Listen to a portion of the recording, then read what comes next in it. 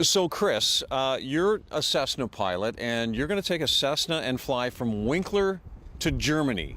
That sounds awesome. I wish I was going with you. But what's the inspiration for the trip? What brought all this on? I guess there's a whole bunch of things that kind of converge at once. I'm very driven, very passionate about aviation. It's something that just really gets me excited. I really believe in living our lives to the fullest. That makes two of us. Yeah, as much as we can. We've only got one shot at this.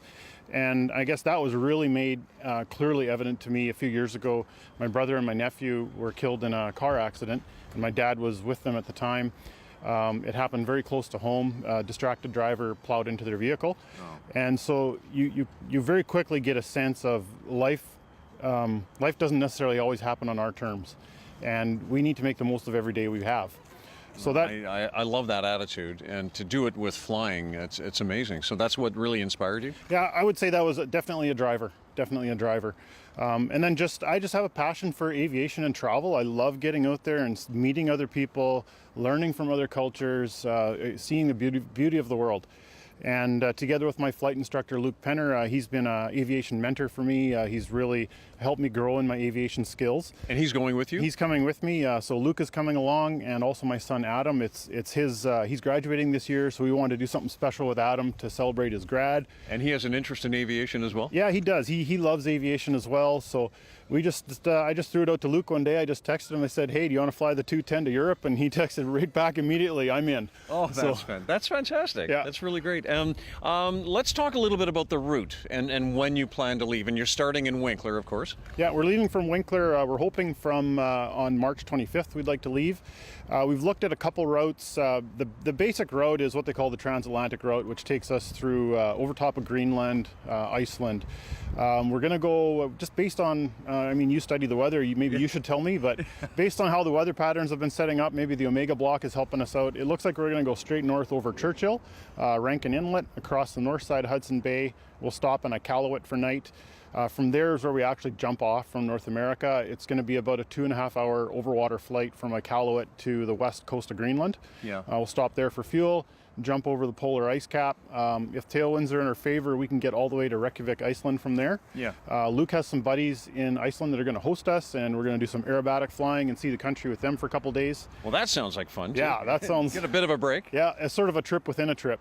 From there, there's a set of islands called the Faroe Islands between Iceland and Scotland. Mm-hmm. Stop there for fuel, into Scotland, and then we've made our entry into Europe from there. So lots of overwater flying. Have you had to sort of stock up on extra gear, extra training, any upgrades to the aircraft? Yeah, another one of my inspirations for this is a gentleman I met online in the UK by the name of Andy Hopper, and he flew an airplane identical to mine around the world. Oh, wow. So I went to meet him, talked to him, and the first thing he said was, "Chris, this is you're totally capable of doing this. It's no problem," he says, "but go and get the training."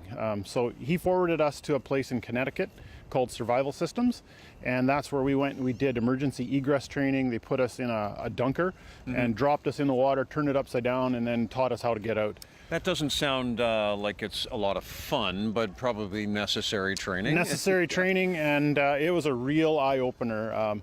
To experience firsthand how disoriented you are when you've got water rushing up your nose and trying to get out your eyeballs. It's just the strangest thing you've ever experienced. And hopefully that's the only time you ever have to go through that. We certainly don't plan on using that training, but it's nice to have. Let's talk about support from the community of Winkler. You've had quite a bit, haven't you? Yeah, it's been phenomenal. First of all, my wife Charlotte has not questioned me once on this. Really? She's just been totally supportive, and she's always got my back. It's just amazing. And even my companies, both Precision Land Solutions, Winkler Canvas, the staff there have just been phenomenally supportive as well. Are you excited or cautiously nervous? What's your mood about this? I would say both. There's obviously some nervousness and apprehension, but like I was saying to a couple of people this week, there's nothing quite as motivating as making your plans public, especially on Manitoba television. Yeah. Now everybody's watching, and so now you kind of got to go do it. And we're taking the steps to do it carefully, to do it the proper way. This isn't something that hasn't ever been done before. Right. When you talk to people who aren't very familiar with aviation, they think this is just some out of this world thing. And I like to compare it to, some people are runners, Yeah. and some people run marathons, and some people run triathlons. Yeah. This is probably the aviation equivalent of running a marathon. Okay. Well, best of luck. Thank I you know you're very going to do much. great, and I wish I was coming with you. Well, next time. Okay. All right. Thank It's you. a deal.